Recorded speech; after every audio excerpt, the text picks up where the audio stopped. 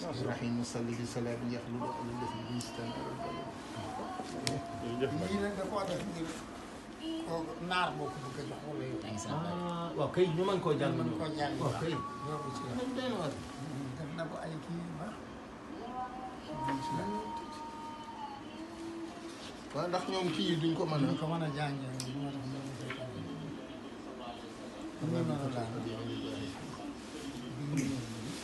koy bii muy fawzul muti am. waaw léegi nag numéro dafa am numéro.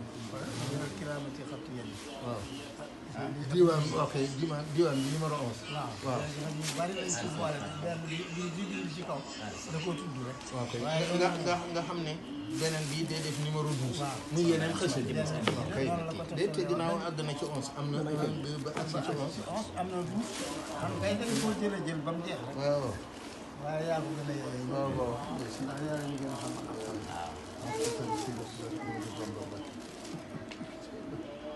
lii de liggéey bi. liggéey ci sëñ bi.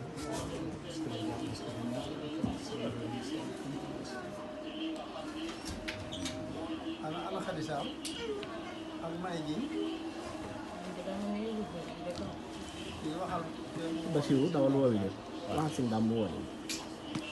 xam nga